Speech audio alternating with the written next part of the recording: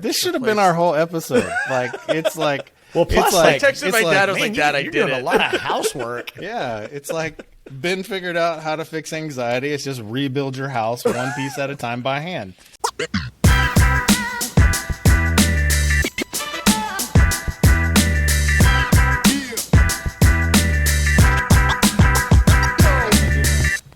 We're on. Fuck yeah. So you're taking pre-workout? I did this morning at like 7:30 this morning. It's only 4 o'clock in the afternoon now, but my heart is still fucking racing. So obviously it's some good shit. Like I had a meeting a minute ago with like my team, and they were like, "Was the ingredients like sugar, raspberry, meth, cocaine?" Yeah, exactly. I was like, fuck. So yeah, I'm on it right now. How are you guys? Pre-workout. Great, man. Apparently I need buy some pre-workout. Amazon pre-workout. It's on my list. Yeah. I'm doing good. Alexa, order pre-workout. All right. Anyway. Ben Hernandez, welcome to the show. Thanks, guys. My brother. You got it.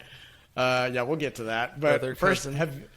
I know because you're our friend, you've listened to a few episodes, but you've been brought up in like multiple episodes. I know. I feel like I got to come on and defend myself. Wait, defend yourself. It was all. It was you positive. haven't listened. It were was all positive. like me going like, Ben's amazing. He's incredible. But well, thanks for coming on, man. We're glad to have you, and I think we got some really cool shit to talk about. Yeah. But why don't we kick off? Like, you guys have run in the same circle now for 10 plus years, and I love that just because you share a last name, there's been mix-ups. And, it wasn't mix-ups. It wasn't mix-ups. I fucking lied to people. I told everyone that I ever met that Ben. I think at first he was my cousin, and then he became my brother.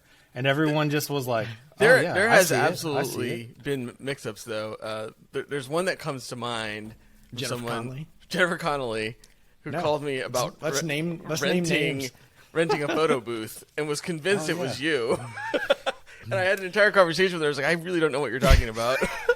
I brought that up to her. I actually saw her out in the real world probably, a couple of months ago. And, we hadn't seen each other. First of all, I haven't seen her because, this big circle of people that used to always kind of be around each other. We've all, our lives have all gone in different paths or whatever.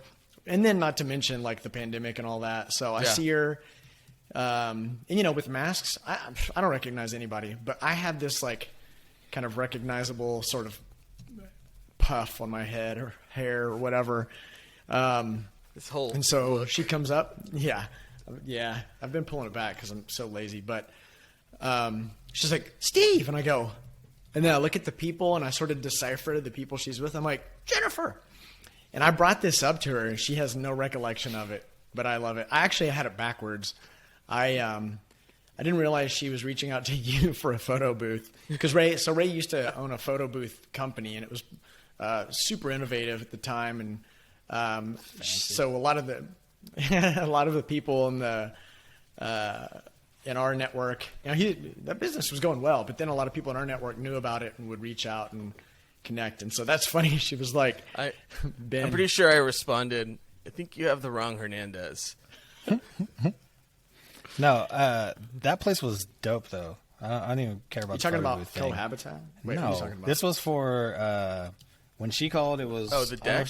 No, is that what it's called? The Yahoo place, the Foundry. It was like some tech company. Oh, AT&T. The Foundry. AT&T. Yeah, that's they have right. Like I forgot. Giant like TV screens of data everywhere, and like the coolest like office, and like they were unveiling that, and that's what they wanted the photo booth for. I completely forgot about that. Yeah, because I was pimping it hard.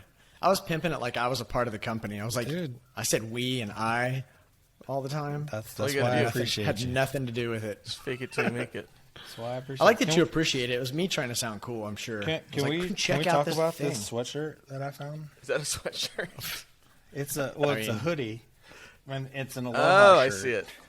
Like how I saw this the other day. Where was I? My wife. I hate going to like Ross and TJ Maxx and everything with like my wife because she'll spend like 3 hours in there and I'm done in like 5 minutes.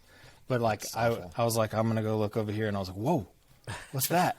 because like I don't know if you've seen I'm trying to find like typically like Steve does his Steve thing where he wears suits and nice shirts and like it's all fancy and shit.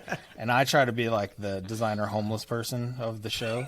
And so I try to find like the ugliest sweatshirts that I could possibly find. So this one I feel like is the best one that I've gotten so far. So I'm so it looks like an actual designer. Today I was described by two different people in two different conversations as looking like Fidel Castro.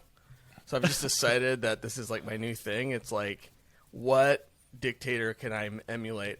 Previously, I was also told I looked like one of the Korean Kim Jong-un family members. I love it. So what is amazing is so Ben, for those who don't know, is wait, what is your descent? You're not actually. I was going to lump you in. It's complicated. My dad is Guatemalan. My mother is Mexican. Her family is like half Italian, half Mexican. So she just, I guess, Mexican, Guatemalan, but I was born in Honduras. Yeah, throw an extra one in there. So there you go. What am I? I love it. I have a whole podcast episode about it. Oh, that's right. Yeah, everyone, we'll come back to that. But Ben's got a great podcast that he releases once every couple of years. But my annual podcast. And he probably spent like $30,000 on his like audio setup and getting the studio right.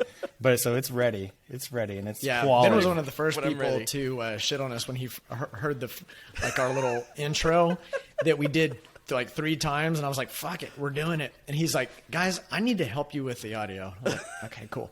Well, what I think, but on to, being of one kind of, Honduran, whatever. I was wondering brown where guy. you were going with that. Anyway, go ahead. I know. I did call the episode Browntown, but anyway. Browntown. I use that in a totally different way. But, so anyway, what's amazing is, so...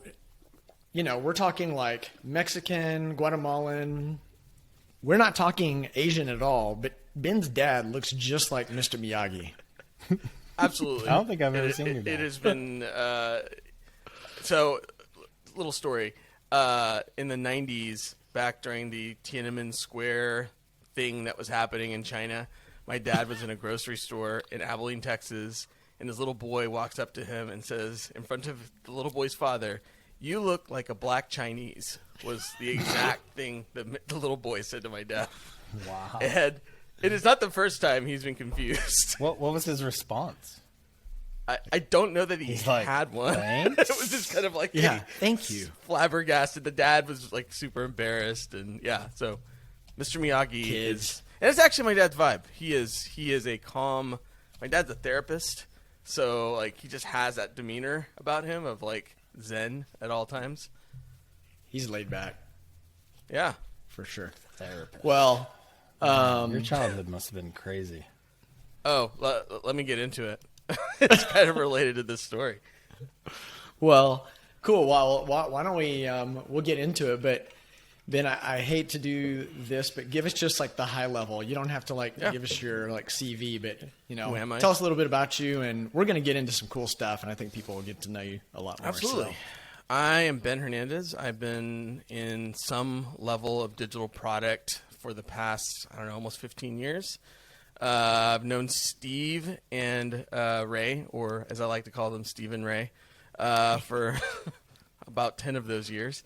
And it's been great to kind of work with you guys in different capacities, whether it be officially at previous companies or freelance with Ray. I've just been in the Dallas scene for a while, and more recently been working for startups, and that's been my life. Yeah, that's awesome. I think your years. So math is not my strong suit, so I'm trying to do it. Well, I get years in my head when a thing happened, and then I keep saying about 12 years, but I'll say that for 3 years. So we met in 2008. Yeah, that's right. God. So we're going on 14 or 15 years. All right. Well, so you've been doing digital product stuff probably 17 or 18. It's crazy. Yeah. So that's the number then. I honestly forget my own age sometimes. So when we do our onboarding presentation for new employees, and my first bullet point for my slide to introduce myself, it says, "I'm old as fuck." And then I'm like, let me explain. Like, I was part of the first .com bubble, and like the second .com bubble, and now I'm in Web3. So yeah, I've been doing this for quite a minute. So, Wait, what was the millennial. second .com bubble? like 2008, when you guys Really? met.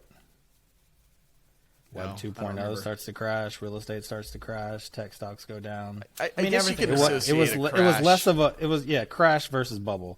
There was a Yeah. real estate bubble. But We are on Web 3.0 though. So the that makes first sense. .com bubble was a legit bubble because there was like fake ass companies with PowerPoint decks and no product. So that one was different. Yeah, which there still are, I'm sure. Yeah, of course. I think of everything in version numbers, though. I think that's just kind of my thing now. Just like What a version are you on right now for yourself? related. Well, Like Ben that's a 6.0? good question. I haven't really reflected that.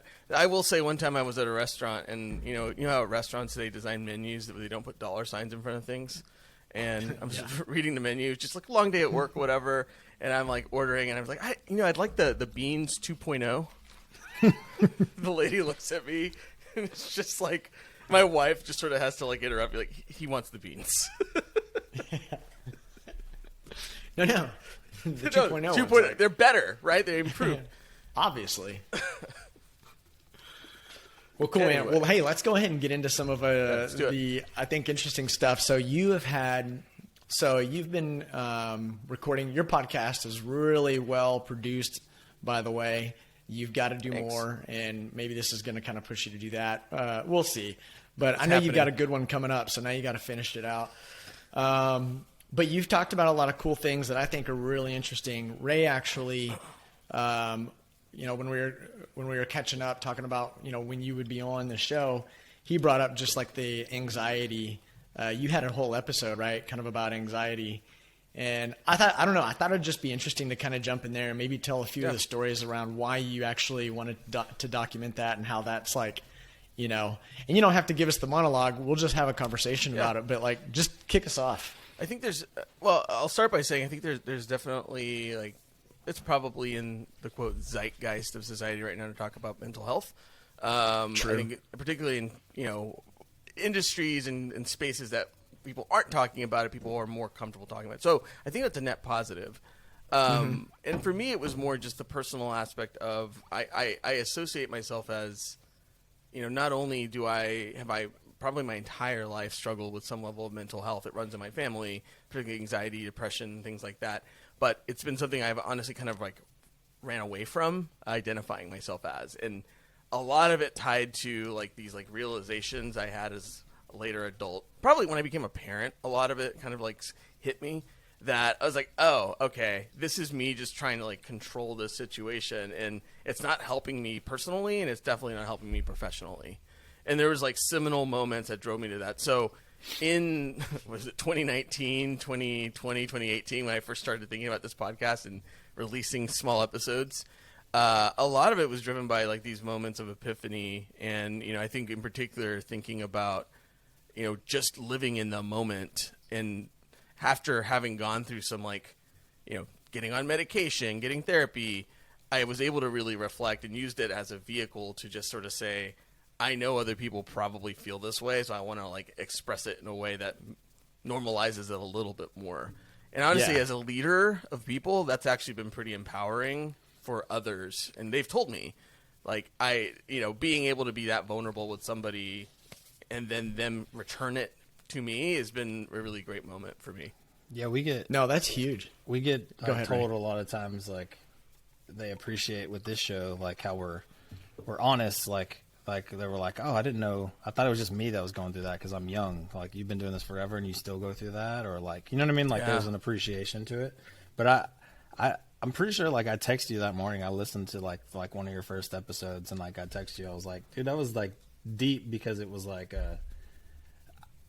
it's like everyone goes through something, and it's like some people are just better at faking it than other people, and it's like getting through it. No, yeah, fantastic. So I was literally, before we started talking, I was talking to my team, and I told them that we were going to kind of talk about this, and one of my designers, she was like, well, that's me. Tell me all the things you want to know. Like, and we started talking, and it got me thinking. I was like, I think it's everybody, but you just start like it's almost like the amount of time that it affects you gets shorter. Like as you start to figure out how to like work with it, right? Like at first it fucks you and you're just like, God damn it, what if I did that? And like, I want to do this. And like, you know, and then it's like, well, let me figure out how to like figure out a solution. And then now it's like, well, that sucked for a second. Now let me move on and go to the next thing. Right. And it's like, there's like this phase that you're going to kind of go through. Right. So at least that's how it was for me. Well, I think the weight of the professional responsibility, I think those of us that are leaders in particular, we feel that probably more.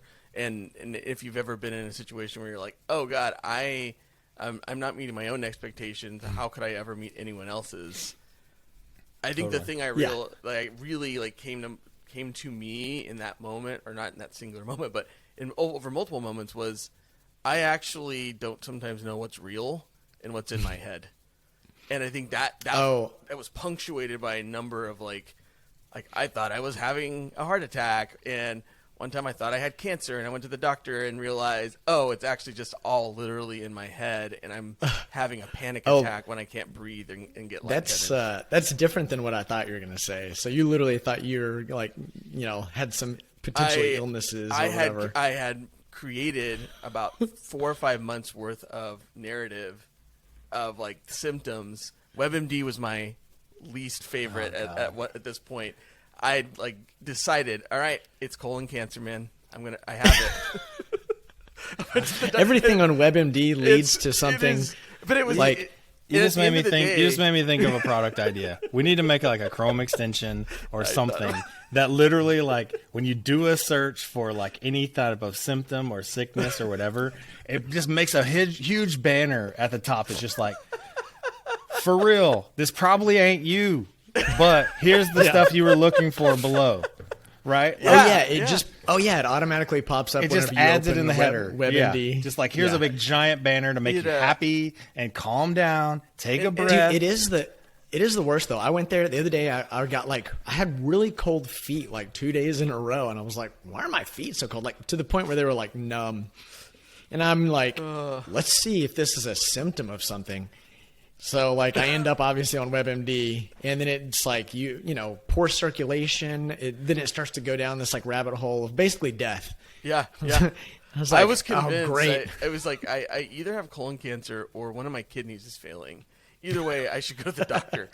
So it was amazing though, because it was like I think having the wherewithal to actually like put things in perspective and not just think about like this terrible outcome was for me like the beginning of everything else. That's interesting. I have real quick. Oh, go ahead, because I'm going to take it. Remember that thought, because where I thought you were going, and is there any correlation been to like when you think people think you're like? So when you were saying like, things weren't real. I was having trouble deciphering what was real and what wasn't. Where I thought you were going to go was like, you're like.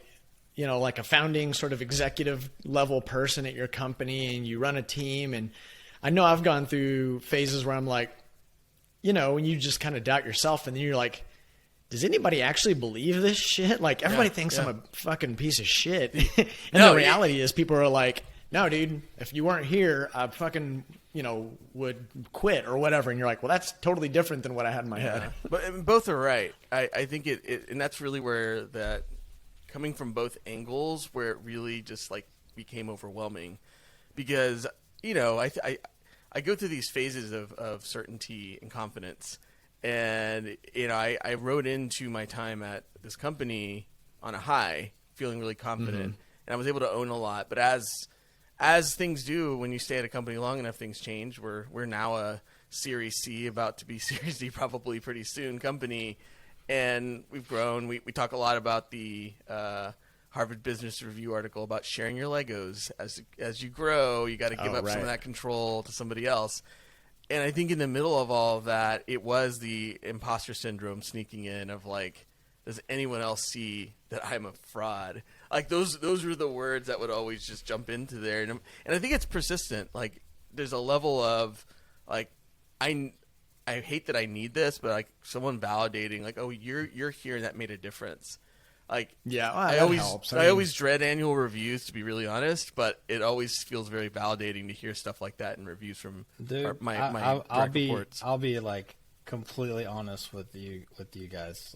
So like, you know, it's like year in review time, right? Yeah. And like I'm in that review, and like it keeps saying like nice things and like how it could be great and like all this stuff, and like it's almost like I don't know how to take it, and like I almost like feel myself like tearing up because like I'm not used to people telling me like how great I am, and like dude. you know what I mean? Like it's like it was like so, and it was like I was trying to like hide it, but it was like you're just like it. not. Dang, it was you're that like, good, huh? It's not. It's not. It's almost just. It's not even what it was. It's more just like when you're not used to somebody just like telling you you're great all the time. When it happens, you're just like taken by surprise to where you're just like, oh fuck, someone does think I. Well, do you guys have this issue where I would always have a problem taking compliments? Like they'd be like, "Oh, you did a great job." I'd be like, "Bah." You know, just so dismissive of compliments. I didn't ever say "fuck you," but that's me, I definitely like was pretty consistently like when I get great compliments, I would just be like, "Oh, you know, whatever." Just or I would me. like, It's a tough one, and honestly, like I think about I'm the same way. I try to deflect. As a parent, though, like I've thought about this with my own daughter. Like Courtney and I have talked a lot about how do we give her like the right tools to receive a compliment. Right. Getting super meta in here, like as a woman, receiving a compliment is kind of a double-edged sword at times, and thinking of like how do you receive it and also like handle the response in a normal, like not awkward way, especially if it's not super welcome. But I think about myself just practicing, even modeling like thank yous. And just being able to just like thank somebody for a nice compliment or a thing that they say about me, which is not something I'm naturally accustomed to do. We've already like established that like my brain works in like movie quotes and stuff like that, but I'm just picturing Ben, like there's not a quote, but I'm just picturing a movie of Ben like in front of the mirror in the bathroom going, "Thank you," and like reaching out his hand, "Thank you," and like nodding his head, "Thank you very much for that. I very much appreciate that." You're like, not wrong. Yeah. You're not practicing it. But anyway, what I was going to say earlier is, you're like, I think we're all, at least I know me and you are, Ben. I don't know if you are this way, Steve, because you're like, I feel like you're the happy-go-lucky, positive person out of this group. Yeah, bro. I'm always a worst-case scenario in everything. Like, my brain just goes there. Absolutely. Like, it's automatically just goes there. And one thing that I feel like I've honed is it works well for me in building a product. Like, it's absolutely. Like I used to be part of like an incubator, and like people would like pitch ideas and stuff to us and all this kind of stuff. And like, so you pitch it, and it's almost like why I'd always thought like I'd be a good VC, because it's like as you're giving me that idea, I'm already thinking of how it's going to fail. That's literally where like, and then I'm going to ask you those questions, and if we can fill in the holes of how it's not going to fail, then that's going to be good. And so I do the same thing with a product. I'm like, all right, well, we got to think about this and this, because that's going to fuck up, and this is going to die, and that person's going to use it, and they're going to fall off a cliff. You know what I mean? Like, it's always going to be these horrible things. So it's like, if we can solve for that, you know what I mean? It's like, I always felt like I was weird. So I'm curious if like you guys think in the same kind of vein. Absolutely. In fact, it's on my onboarding deck for my team members about team values. I'm sorry. Thinking worst case scenarios. No, well, it's literally I asked them to think in worst case scenarios, and I think there is it's life insurance, so there is some truth and it's value all about in the that. worst case scenario. But yeah, it's definitely how I think. That's like your new tagline for your business. always thinking about the worst case scenario. You might die. Yeah. Well, yeah, that's interesting. The funny thing is, Ray does that in real time with anybody. When you're showing them something, he's like, "Yeah, that right there, it's not going to work." You're like, "Okay, just let me get through it first." And you can. I might be good at hiding anxiety. I'm not good at hiding my thoughts about like the product. Like and it's like, dude, I talk to my team about that all the time. Value in that. I have to be like, yeah, but there's people that are even more sensitive than I am. Yeah. And especially if you're young and you're starting, and like, I hate to put someone, like, I never want to hurt anybody's feelings. Like, because my go-to, and I don't ever mean it like for real, but like my designer will send me something and I'll be like, I fucking hate it. And Yeah. I don't, and I'm almost saying it like, no, I hate it. You know, like in a joking kind of way. Yeah, which is literally what you said. I know. I literally say it to their face. Like I'm telling them that, and like, but I mean it like it's not there yet. But those words don't feel natural to me. It's not there yet. You quit trying. Yeah, like just I mean, quit. it is kind of an easy trap to fall into. I think, as you know, I think I even talked to you guys earlier about I'm kind of a different person at home than I am in my public persona. I think it's like a battle. Yeah, they told me you're a dick. Yeah, it's a battle that I've been warring my entire career around. How can I be more that like I'm not going to beat around the bush. I'm going to tell you exactly what is on my mind, because that's actually important for you to hear, because I know that's probably what a lot of people want, versus like I want to be nice and pad this. And that's such a hard balance, because, and this is another realization, I think I realized I cared so much about what others thought of me that it prevented me from being that.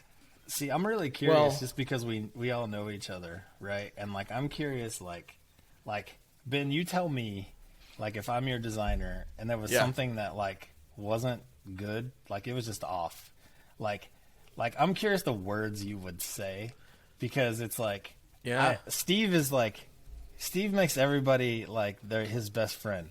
And they're just like, thank you, Steve, for telling me it sucks. This is like, you're the best. Like, you taught me so much, and I'm going to make this great, right? And I'm the complete opposite, where I'm like, this is like a dumpster fire, and we should kind of start over, but let's all go do it together. And like, but the reason I'm asking you this is because like, I like that you just told them, you're like, what you did is shitty, so I'm going to do it with you because you're not going to be able to do it.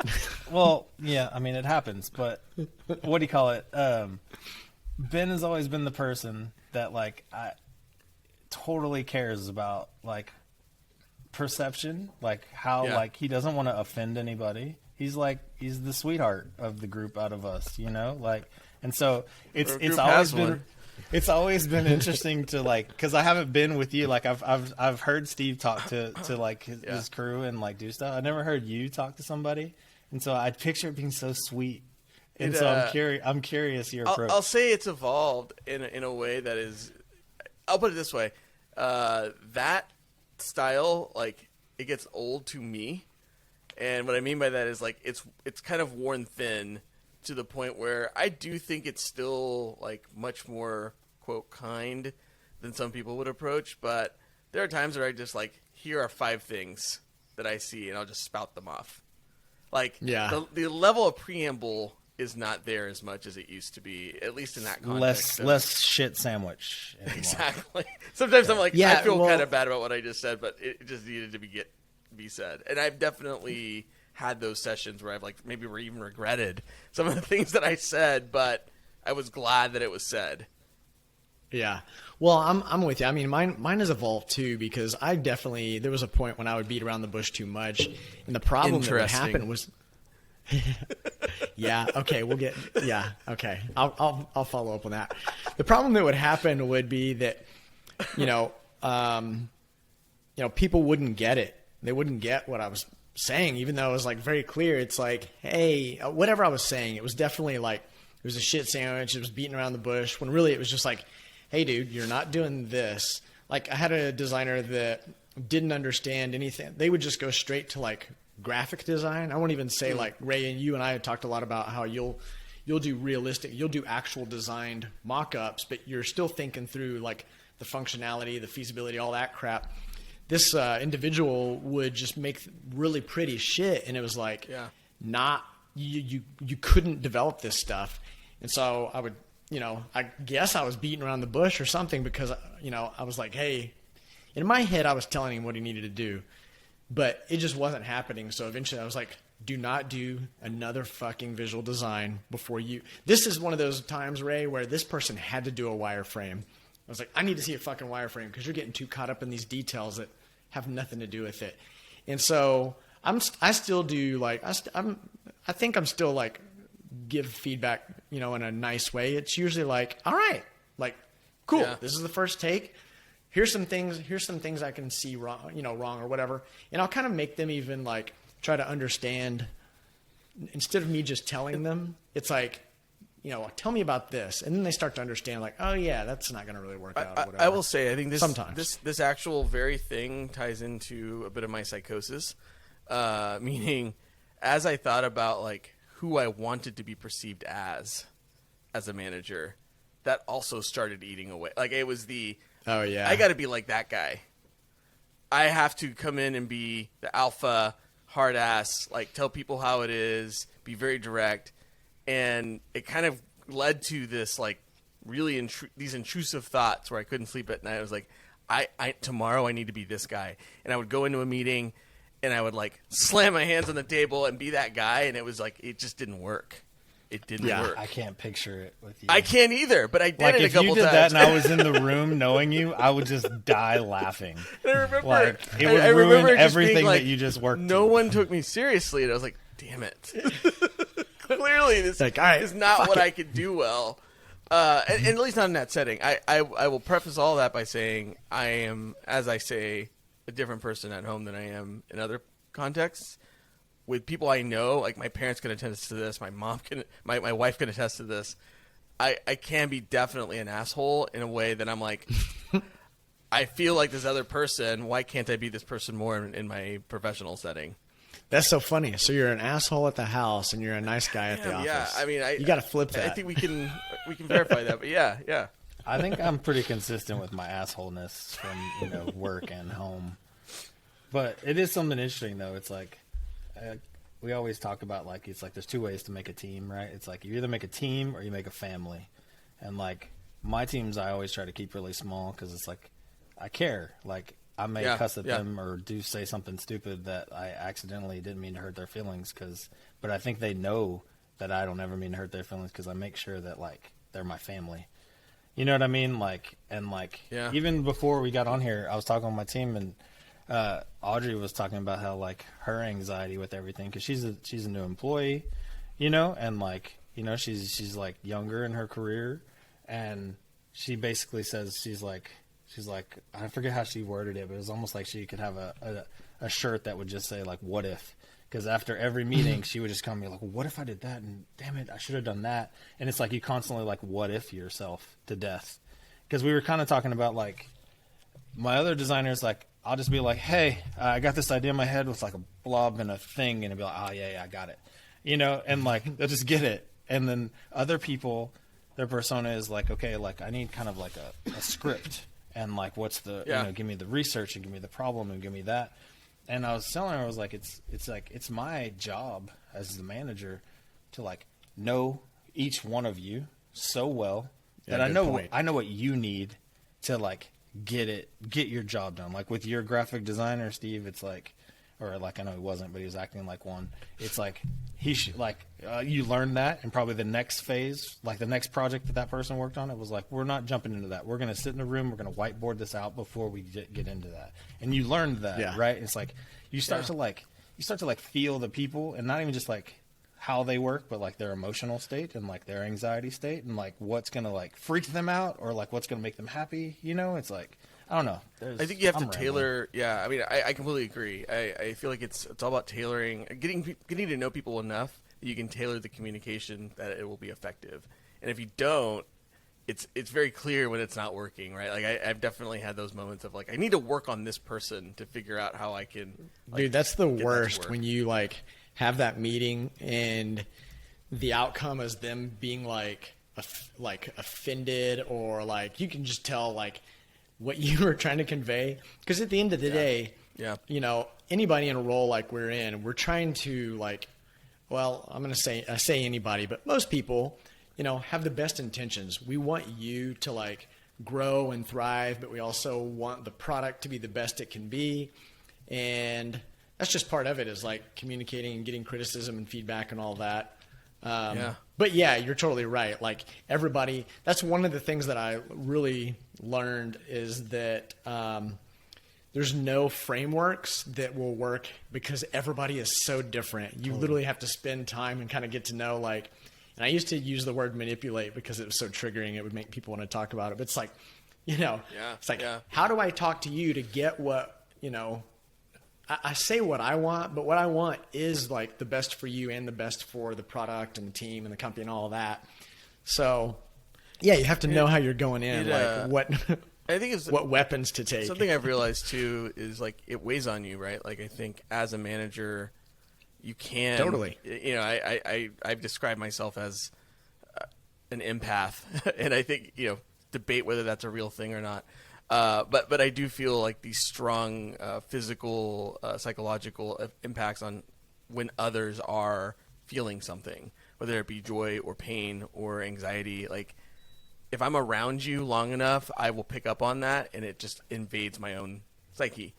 And, Oh, yeah. And something, talking to my dad about this, my dad's a therapist and had a long career talking to people in some of their darkest moments, people who are suicidal on the phone, and he's trying to help them like to deal with it.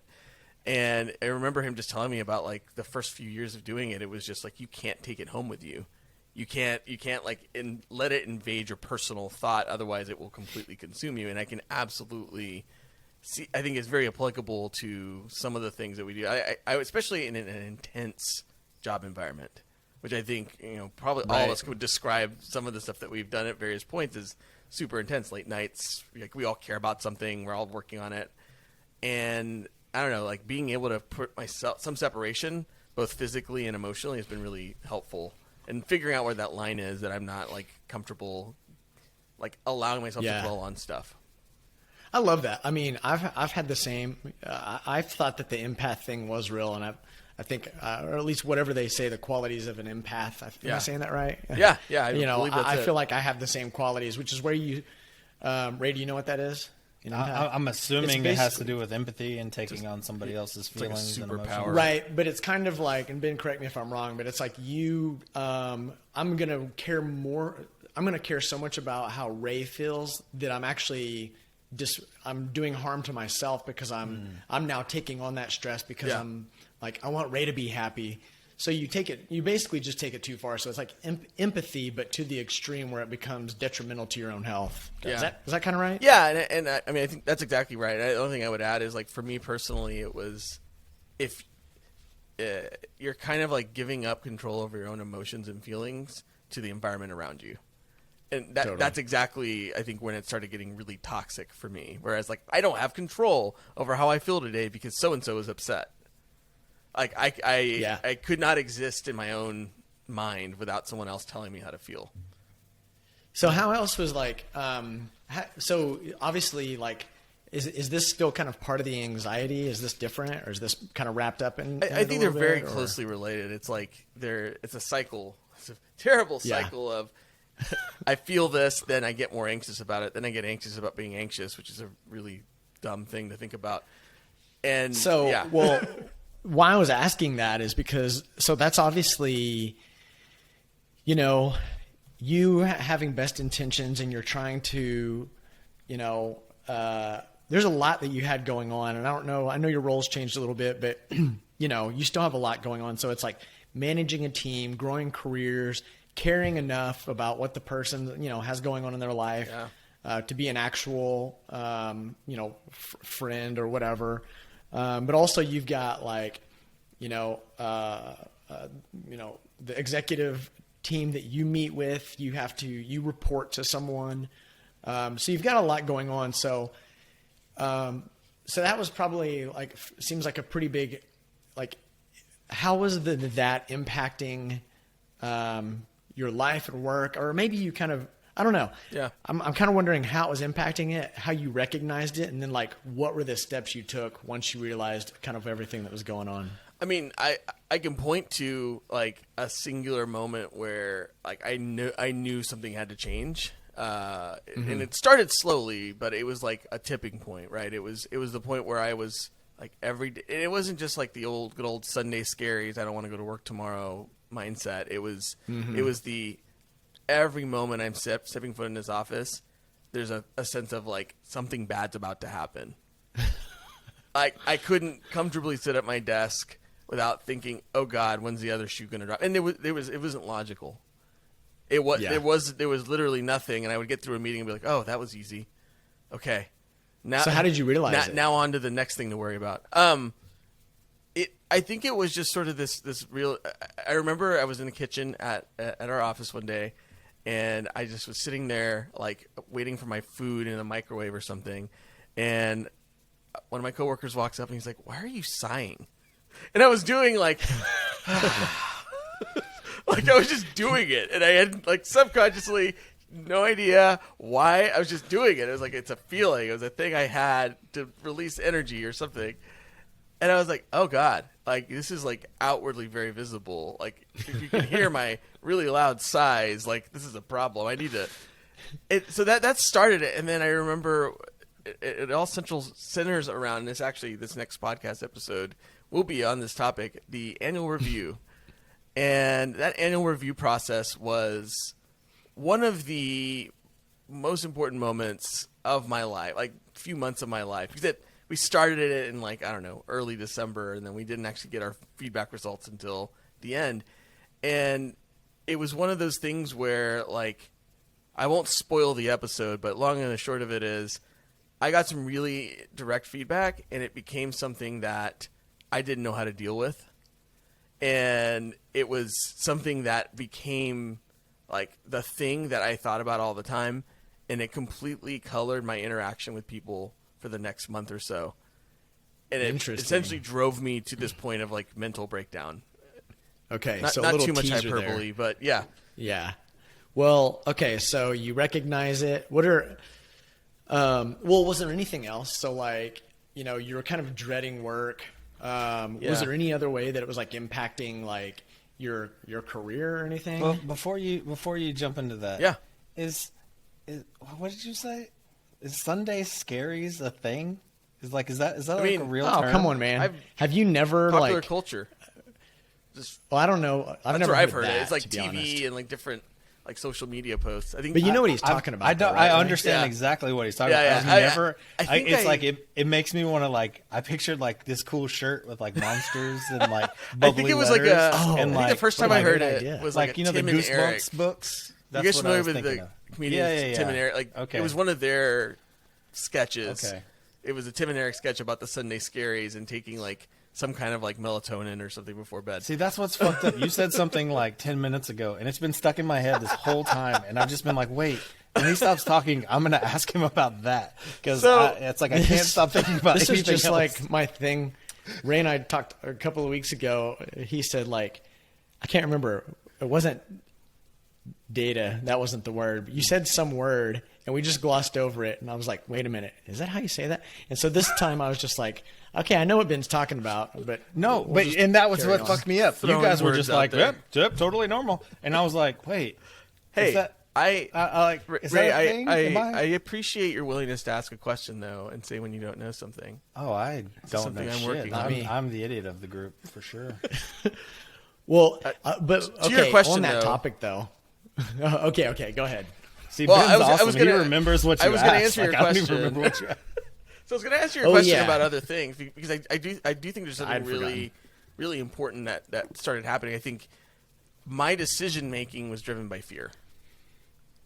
And what I mean by that is Okay. like I was avoidance of fear, avoidance of uncomfortable situations where I would be like, oh God, I don't want to have this. I don't want to question this Oh. decision because I will have to have a tough conversation about it. Right. Which was may this be like fine, but in the moment it was like, I can't today.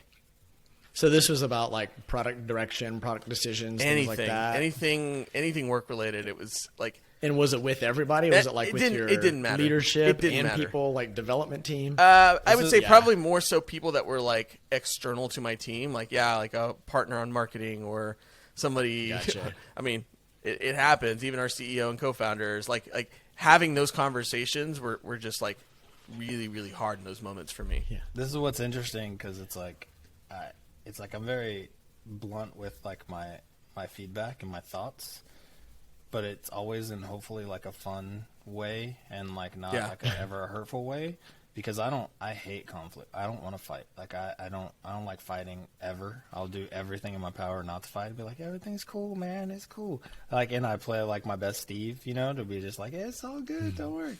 But like. When you're talking about reviews, that was actually like the number one thing that I was told in my review that I actually need to do more of, which is fight.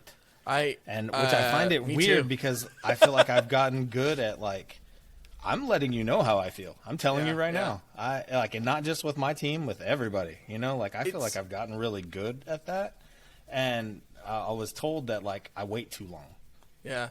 Like it needs to happen now so that we can solve the problem now. Because the longer you let it wait, the worse it's going to get. And even if you waited a couple of days, the next day or whatever, it turned into something that it could have been solved so quickly. And I 100% agree with that. Like as far as like the what I was told, because it's like I'm the person that wants to like take it in, take the input, think it through, and figure out how I'm going to react. Yeah. Right when there is a confrontation. And especially even with my wife, like she fucking hates that. She wants to talk right now. Like she don't want me to like think about it, you know? I do think that there is other things I've also heard from me has been, you know, this idea of like, don't just agree with me because it's easy, or don't just agree with me because maybe it does seem like it makes sense. It's be more willing to ask why, or say that you don't understand. Because even if that feels like kind of like conflicty, it actually sometimes does become like the seed of bigger solutions or conversations. And that honestly is like one fear moments. Like those were one of those things where I was like, do I really want to open this Pandora's box? I don't know. You're like, is it that bad? We'll just live with it. Is this the hill I want to die on? Like I'm just I'm literally quoting myself and things I would say in my head at the moment. And it was like, no, that's not the hill I want to die on today. I'm just going to move on. Are you, this is totally fucking random. This is totally random, but I feel like it's part of this whole thing. What are your thoughts on like break rooms? In terms of like the dynamic of it? Because it's like, as someone who kind of like, you have so many internal thoughts and you're like holding so much shit inside. I mean, it's a minefield. The whole point of those break rooms is like to like let it out, right? It's a minefield for me because sometimes I do have you done it in my own thoughts. Well, I'll put it this way. Sometimes I do want to just be in my thoughts and be left alone, and someone will inevitably come up and get their coffee and want to have a conversation. That's one thing. Not that. Oh, you mean room. Where I talk to someone else? No. Yeah, what is a break room, right? Okay, please define. Let me start over. Okay, there is a whole new thing of like companies that came out in the last like 2 years where they literally get like a shitty space and you go to it and they hand you a bat and they go, fucking let it out. Yes, I guess I know those. I know those as like fucking anger break computers. Dude, you need to put more context around that. You know, a break room is a fucking place where you go get coffee and shit. I'm sorry. I think we're smarter than that. To answer that question, wow. my The wife break. is on, Why would that fucking have anything to do with it? How do you feel about where the coffee machine? You literally said like, you literally were like, oh, this isn't connected to They're anything. called How do you feel break about rooms. break rooms? Yeah, the place where you go fucking have coffee and shit. No, that's the All right, kitchen. anyway, it's a break room. I love carry them. on. Actually, I've never been to one. My wife has like tried to convince me I need to go. I definitely like what. Dude, yeah, mild-mannered Ben, you need me, to go. like, No, that's why I'm probably one I of the took my wife angriest to people one. you will ever meet if you get me in the right context. Wait, you're the what? One of You're the most angriest what? people you will ever meet if you get me in the right context. Yeah, that's why you own the domain Ben hates. I do. The country of Spain has allowed me to renew it once more. I feel like that's like the B-roll that we need to go film. Like we need to take Ben to a place that you're allowed to break shit called a break room. Just literally like put death metal on and just let him just fucking rage. No, he's gonna have some like alt, emo alt stuff. No, it's gonna be like. But he's still gonna classical rage. music. I really like being talked about like this. It's great. It's like classical piano, and it's so smooth. But no, I picture the movie, right? Like he walks in, he takes his shoes off and aligns them perfectly. You know, like he puts the gloves on like one at a time. And then he picks up the bat, and then it's like, fuck! You know, and like then he just like goes crazy. So Okay, we're gonna go do this. Whenever we get sponsored, UX Weekly will fund it. Hey Ben, were we still working together when our company went out to the Extreme Extraction or whatever where we had like Extreme Sandbox, I think it was called. Yeah. Yeah. Were you there? I was there. Do you remember the developer? Nobody's gonna know. His name's Ted. Do you remember that situation? Yes. Yeah, that literally happened, Ray. We had this guy, super awesome developer. He kind of keeps to him. He's kind of, a little quiet. He's a real cool dude. But we did this extreme Sandbox thing, and basically you would go and like you could drive bulldozers and shit.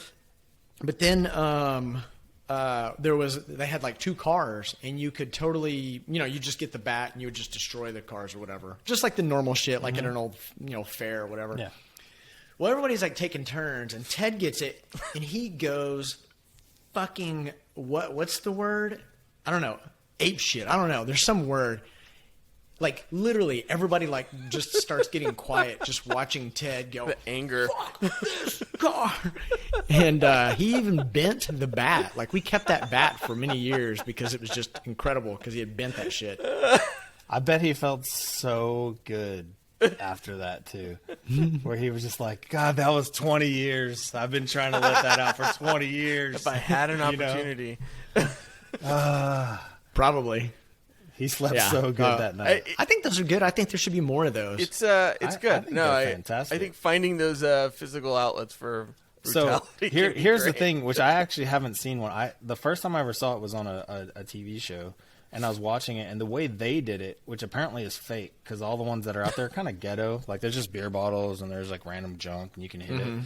But the way it was on this show was so much better. Like you went into a room. Is this a break room scenario? Yeah. So you What went. is this? Yeah. But like they themed them. Can we make one that's break room themed? No. Yes, but that actually probably could be one. But this one, like the lady, she went into it and it was like her mom's china dining room. And it was all grandma wallpaper, had the china on the wall, and like had all that kind of stuff. Exactly. So you had this like, it was like truly an emotional connection that you were going to let out some fucking rage about that certain thing. So you pick your room based on the type of rage that you have inside you, or something like that. I think we need to make this. If it doesn't exist. I'm in. Let's do it. I mean, really, it's like call the break room. Literally, it's trash, and you hand somebody a bat. You know what I mean? You go to the thrift store. It's not like you got to spend $1 million on this kind of thing. So my mom had a boyfriend when I was young who was like, now I know what a hoarder is. He was a hoarder. So he had all this shit. His garage was like completely packed to the ceiling. The house actually, when I was a kid, I kind of thought it was cool because it was like just tunnels everywhere, right? Little did I know it was like this mental issue, and there were probably rat feces everywhere. But anyway, I would go outside and beat shit up because I thought it was trash, and I got in trouble. Because I got like a stick or a bat or something, and there was a computer out there because he was kind of a tech guy, but like this is like the 80s, So there's this real old computer. And it'd been outside, so it's literally in the rain and weather. The motherfucking piece of shit is never going to work. It's not worth anything. So I grabbed this bat and I start beating the shit out of it. And the next day, he was like, "You destroyed that computer." And I was like, What?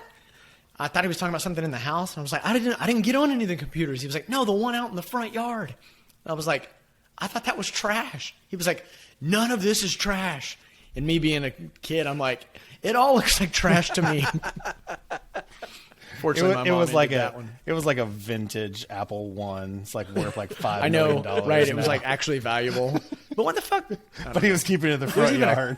Yeah. So everybody could see it. Everybody could see how badass his shit was. Look at what I found, everyone. There was also a car in his front yard that had a fully grown tree that grew through it. And I couldn't fathom when I was a kid, like, I was like, "Did you build the car? Did you take the power cart and put it around the tree?" He's like, "No, it grew through it." And I was like, "But that tree looks really old." He was like, "Yeah, that's been there for like 20 years." And I was like, "Wow, this is interesting." Anyway, it's nature. We're getting way off topic.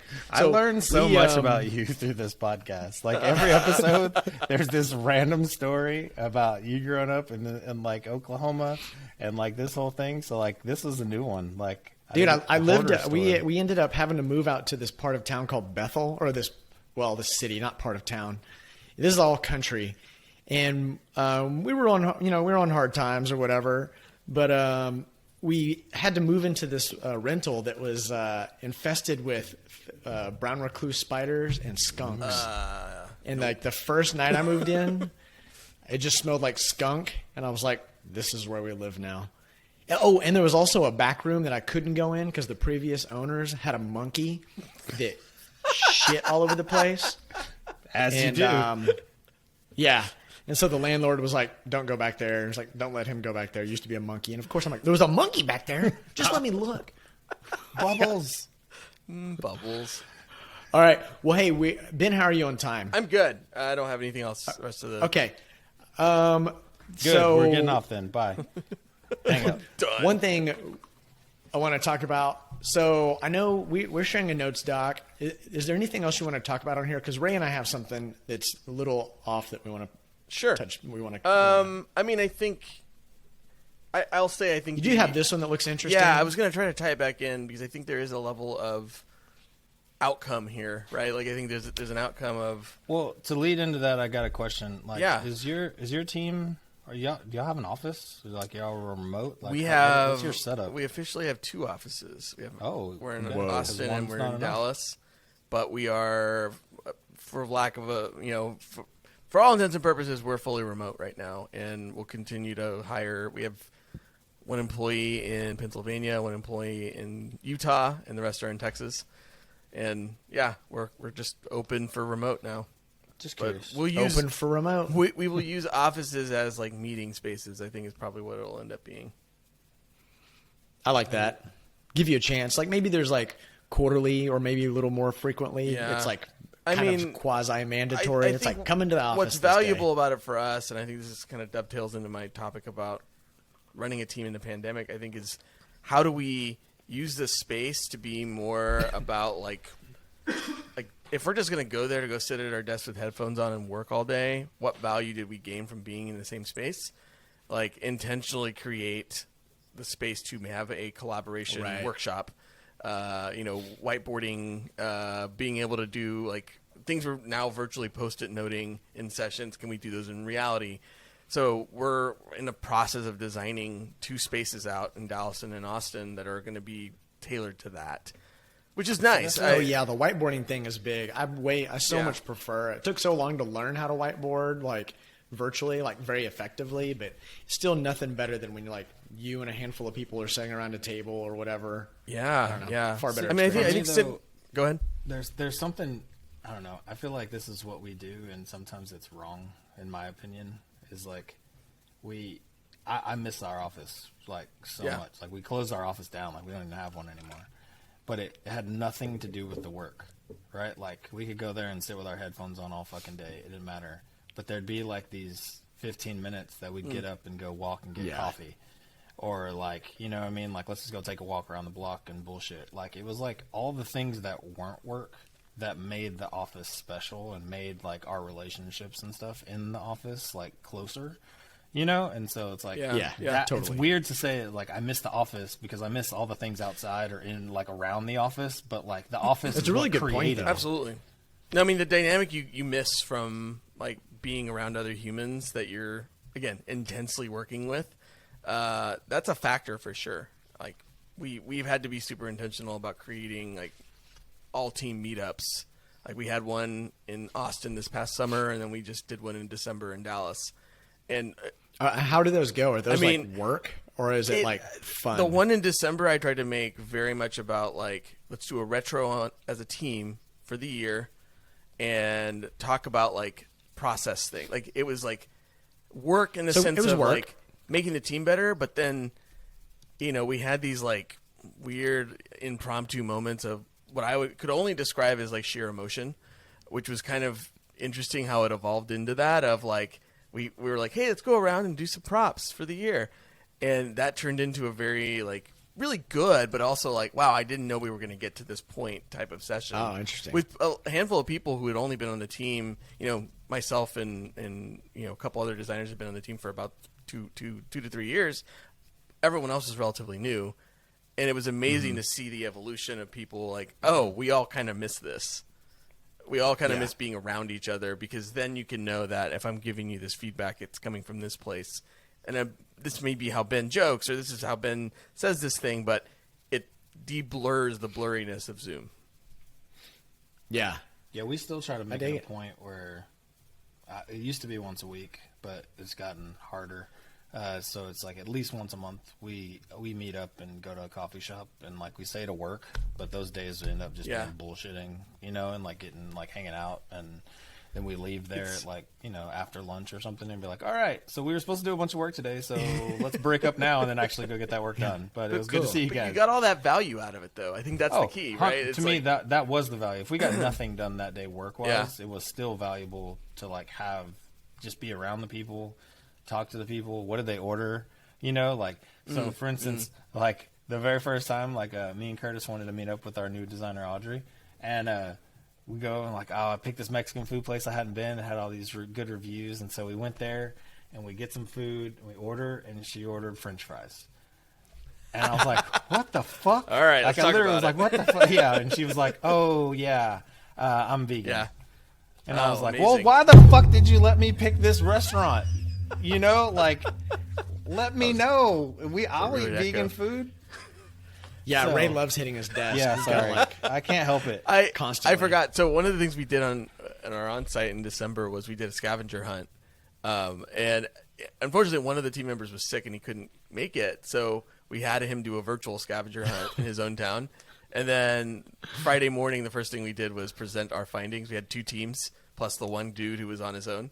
And that was actually another one of those moments of like, it was just stupid, but it was like really great. I tried to make it a mix of like company history that you wouldn't otherwise know. Like, go find our first 2 offices somewhere in the city. Go find, this, that, and the other. And it actually ended up being an amazing like team building thing.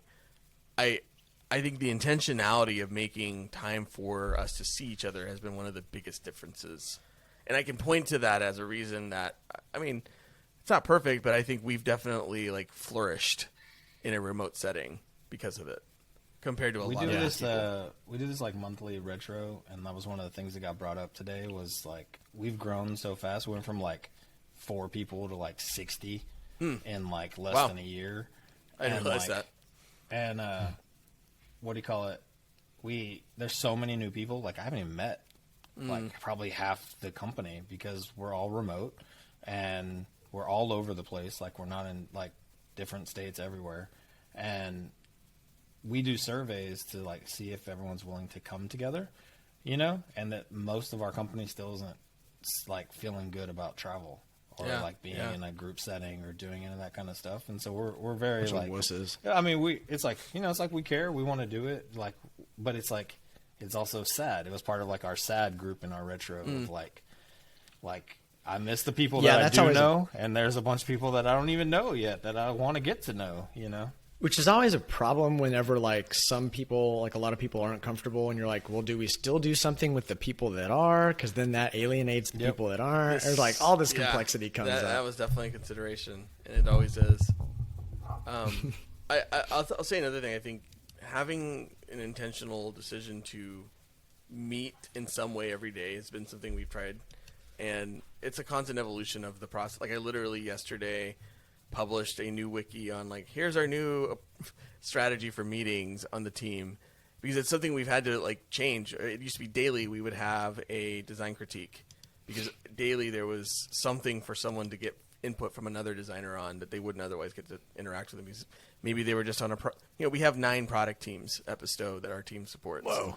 So they're kind of spread out all over the place. So it's like your chance to get input from other designers, and usually you're the only designer. And then, that started to get a little like, as we grew the team, people didn't have enough context. So now we're in this mode of like, okay, let's find these like managerial cohorts that you can get input from, at least designers that are all working together on kind of similar problems. So there's less context for you to give them.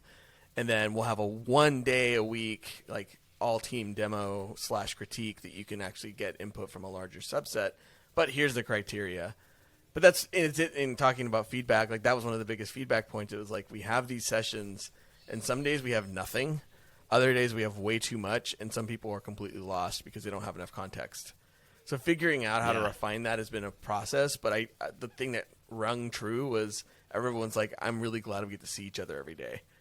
And that identity as a team, as a design team, has been incredibly valuable, especially when you're splintered out over like 9 different other teams. No, that's good. So you were saying one of the problems is that you'll have like multiple. It's kind of like show and tell, right? Yeah, a little bit. Yeah. It's a chance for somebody who is like I'm somewhat on an island over here trying to solve this problem as a lone designer. Can somebody else who's a designer and it requires that you get enough context eventually from a designer's mind to understand the whole business problem, not just your vertical.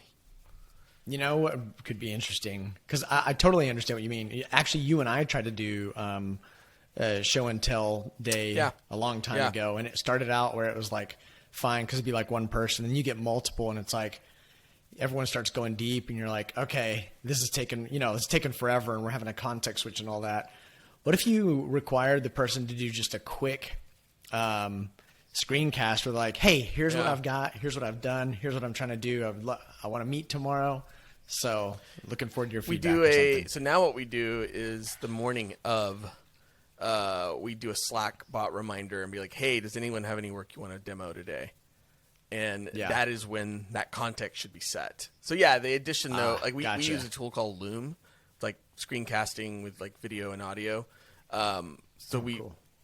That's actually a good addition to add in there. We use Loom a lot when like doing developer handoff or, explaining a design before a meeting, but it's definitely something that's an interesting idea. I hadn't considered that before. I don't know. It may be awful, but I totally get when you jump in and you've got no context. No, it's a big problem. Design. Yeah. Well, nice, dude. Are there any other? I looked up Loom design, and the first one is Christchurch Interior Design Studio. That's what Ben's talking about. That's what you guys are using, huh? I like it. It's not a design tool. It's a video tool. Loom.com. Any other tips and tricks or anything with remote? No, I wasn't even going to make it about remote. I want to actually go all the way back to the beginning. I was going to ask Ben a question, like, because it's like, because I told you I was talking with my designer who I feel like you and her need to like hang out because like she's going through a lot of the stuff that you bring up, and so I was like, and one of the things that I hope that we do on this show is give people like something tangible. So it's like, instead of hacks to staying motivated, like what's your hacks to like just deal with anxiety? Like it was like when you were getting started to now. Yeah, that's a good right. One. Like what's like your top 3 things that you just do to like get through it? I will say that I think the top is like, so Steve and I had a boss, our first job together, Sean Baugh. What a great guy. I still think of him as like a really great example for a lot of things. But one of the things I remember that's really stuck with me, and I forget what it was that I was like going through at the time. He just sits me down and he's like, Ben, it's just a job. And I think that context, like simple words of like remembering that this isn't your entire identity, which I will be the first to tell you it was my identity. I think you and I, Steve, have talked about this, like working at Dialexa. It was something that for me, it was like, this isn't just a job, like a 9 to 5, like it goes home with you. And like it was almost like something I had romanticized and like wanted it to be. And there was like well, then in the beginning, you and I created that, together. It was because it was nothing. So it was like, it was different. Yeah. But I think as I started thinking about it in context of how it was affecting my life, it became everything. And then when something wasn't right in the professional world, then nothing was right in my life. Totally. And I think for somebody who's struggling with that, I can see, especially an up-and-coming designer, it being a very central part of their identity. And without it, like, it's hard. So for me, it was like, okay, who am I really? So I started going through this renaissance over pandemic of things that used to bring me joy that I don't do anymore. Like, I started playing saxophone again and, like, really practicing my improv chops and trying to learn how to, like, do things I used to do in college that I don't really know how to do anymore. This woodworking furniture side project has been a byproduct of that. We're going to talk about that because that's the topic we're going to bring up. Okay. But, don't let me derail you too much. But being able what to... What are some of the other hacks? Yeah, I mean, I think that's absolutely one of them has been, like, I'm no longer a single function being. Design... The leadership of product. That's an interesting way to put that. Is not my entire function in life. I'm a father. I'm a child. I'm a child to parents. I'm a son. I have levels of complexity to me that are beyond this, and I hope that I can bring those to the table and actually make myself a better designer, a better leader. But if I don't have that, then I'm a pretty boring person at the end of the day. That's really interesting. Well, one of the things I heard a long time ago was that, and what I heard was that it was more of a male sort of characteristic. When you meet someone, you're like, what do you do? Yeah. It's like literally the first thing we give a shit about is like, what kind of work do you do? It's the classic. Well, it's also even funnier when I think about when people are like, what do you do? Well, I'm a product designer too. And they're just spouting off their job title to you. See, right. Okay, so I am that person. I always ask people that. Yeah. But not because I'm not trying to compare me to them or them to anything. No, it wasn't a comparison thing. I was just pointing out that that's like the first thing that so many people ask. Well, but for me, it's always like I'm just looking for like how we can be friends, because I feel like it's like what happens if like, oh, you run you're a dev shop and run a design shop. Like, damn, dude, we need to hang out. Like, we could totally make some things. Or like, you own a cake, I eat cake. I want to know, like, I want to be a customer. You know what I mean? It's like, I don't think you're wrong, and I don't even know that it's that big of a deal. It was something that was brought up, and I do think it kind of correlates to what Ben was saying as far as like us, like our identities are kind of closely tied to like the thing that we do for a living. And I don't think it's a bad thing, right? But I think there's a level of like, if that's all you think of yourself as, then when something isn't right, probably not good. Then your whole world crashes. And I think your kid could be getting straight A's. Your wife just got a promotion. Yeah. You're freaking. It's a beautiful day outside, but shit's not going well at the office. So everything's. I think it's really just saying like, world. Can we put it in perspective in the larger scheme of things? So finding hobbies was actually like one of the best things I did for myself. Like really investing myself into hobbies, because I used to be like, you would ask me and I'd be like, I don't have a hobby. I don't do anything other than Dude, I just went through that like within the past couple of years, when people like during the pandemic, there was a point in which I got on this call and everybody's like, well, why don't we all talk about what we're doing with our free time? I was like, fucking free time? I'm working more than I've ever worked. And then this guy was like, yeah, I learned to play the guitar. And I was like, what the fuck? I'm totally doing my life is like, I'm doing it wrong completely. Yeah. And then I thought about it, and I was like, I don't really have any fucking hobbies. So I love that you kind of embraced your hobbies, and you kind of like, well, shit, I'm going to do some of the stuff I did when I was younger. Yeah. I think being able to put it in that perspective has allowed me to now just say, okay, I actually like have a purpose for my weekends other than just thinking now when about people ask you what you do, you're like, I'm a saxophone player. not quite that you're far. Like, what? But oh, okay. I don't identify. I'm a woodworker. Well, dude, so tell us. Says you're a woodworker. Now they just think you're a laborer. You're like, oh. I'll tell you, every time I go to Home Depot, especially with the mask, it is just hilarious the type of like interactions I have with people, because at least at Home Depot by my house, it's a lot of people who are working on construction sites going in there and doing things, and I'll come in covered in sawdust, the ratty T-shirt or whatever, and they just like, all right, let's have the entire conversation in Spanish. Like, I'm trying to... Hola, senor. And I'm like, oh, God. Now, is it a white guy doing it with you, or it's happened. Is it another laborer? It has happened. Well, yeah, I'm just imagining this white guy, and he's like, hola, senor. You want trabajo? You make apps? You have a startup? Because that's what I do. So good. I build products like houses and stuff, like bird houses and shit. Yeah, mailboxes. I need a door framed in. Door. We just totally put Home Depot in a box just now. Like, I love it, but that's what happened. It's like totally true though. Yeah. All right, so woodworking. Ray and I actually talked about it on the last episode. Yeah, we hate you. Ray talked about his interest, and I brought your name up, and then we talked about how we hated you. Yeah, because you're doing it. You're doing it. Have like a whole shop. We're just jealous. And like I've always wanted to do that. Like I always have. Like I love mid-century. You've already got like a brand. You have a brand? I think that was sort of I wanted it to be real, so I was like, all right, it's a good way to make it real. I'm gonna see if I have like stickers or anything here. But I got one of these what are they, Cricut makers. So I made a bunch of like vinyl stickers and put it like on all my tools. But the idea of Hernandez was basically like just trying to do a little bit of a play on the letter H, as I was like, oh, okay, here's like sheets of plywood and they make an H. We should like put something up that has it. But it definitely was something that I was like, okay, I've always had an interest in design as a concept. Like, I would definitely lean into the idea of like, can I design things that then I can hopefully make come to life? Like, I'm trying to up my craftsmanship so I can like live up to my dreams, because that's really where it is. It's like I'm dreaming really big, like complex geometric shapes and things that are, potentially like really hard to pull off with traditional hand tools. So I'm trying to up my skills so that I can actually like make that thing real.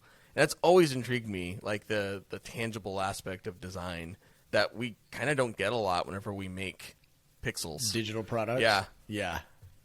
Yeah, we talked about that a lot, about like how it's art versus business products, right? Yeah. And, I mean, it sounds like it's you missed definitely the art side. art, but it's also got a function. And I think that, so this all started when I had this like, I've had some really bad luck with my house.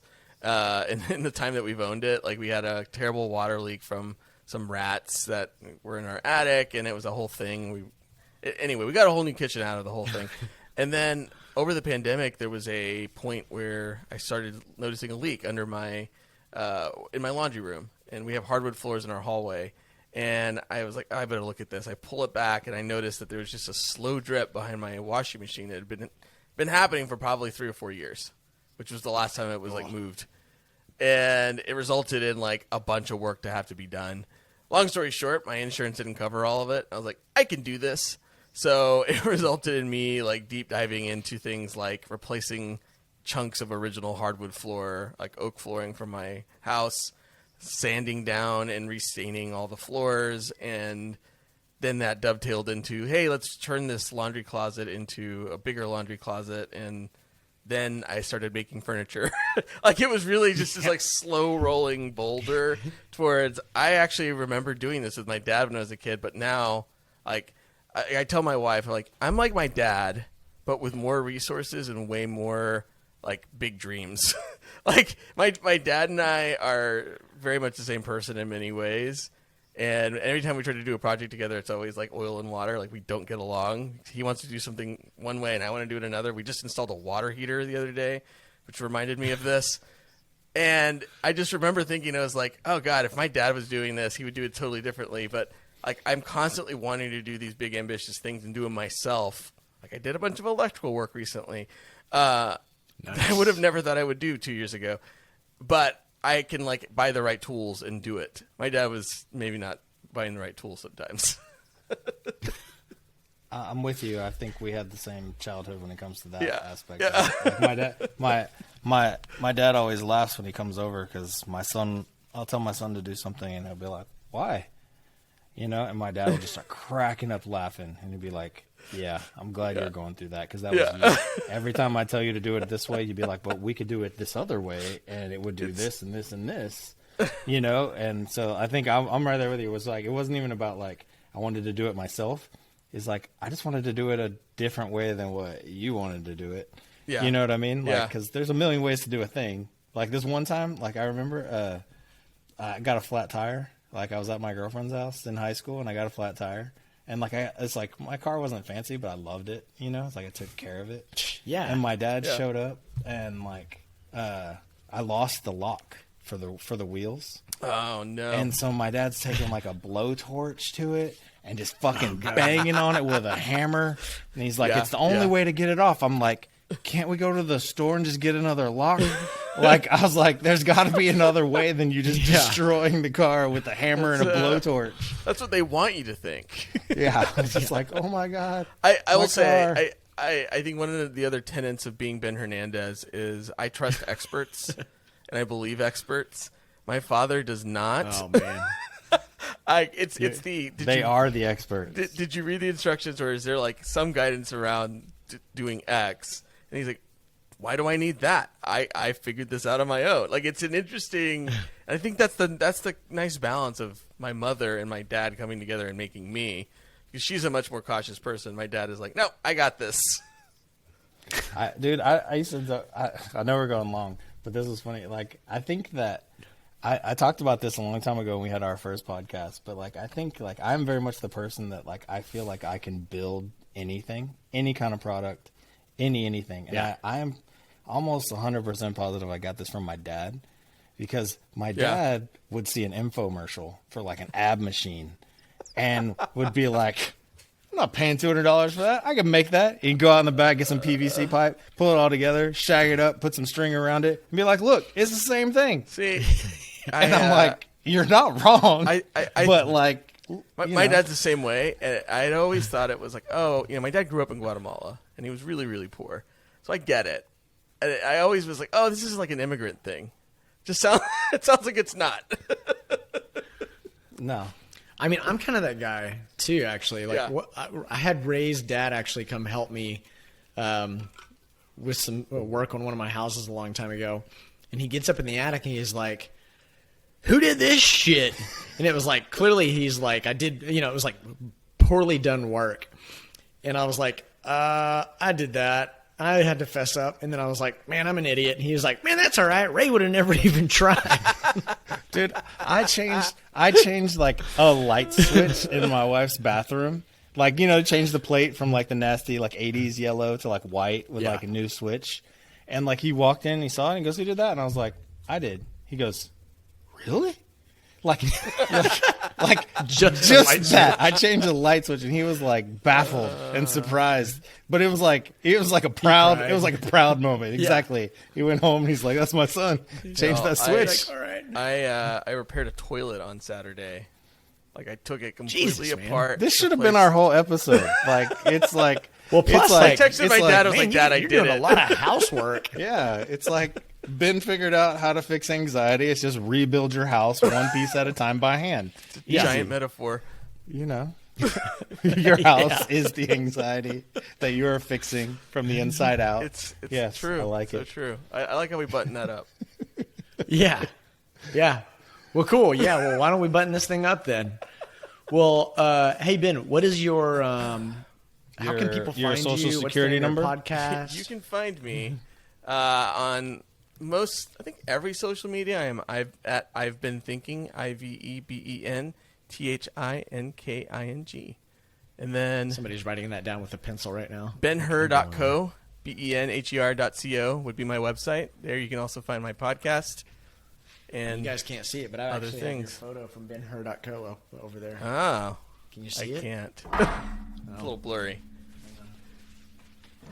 Yeah, it is a little blurry. But what a baller photo. There it is. Shout out to Jeremy Varner, my brother-in-law, who shot those photos. Nice. But Well, sweet. Okay. Anything else you want to tell the people before we wrap this thing? No, I do have, fingers crossed, another episode of I've Been Thinking podcast coming out. Dude, your episodes I'm are gonna put- so well produced. Like, do it. I'm going to put a date on this for Don't say the date on this show. Okay, I'll keep it to myself, but there is a date in mind. I mean, you can, but then you have to do it. That's kind of the hope. Unless that's your thing. If that's your Okay, thing, you know what? What's the date? We're going to What's commit to the date, this. Ben? We're going to commit to this. All right. Today, I am declaring that this episode will be released by February 11th.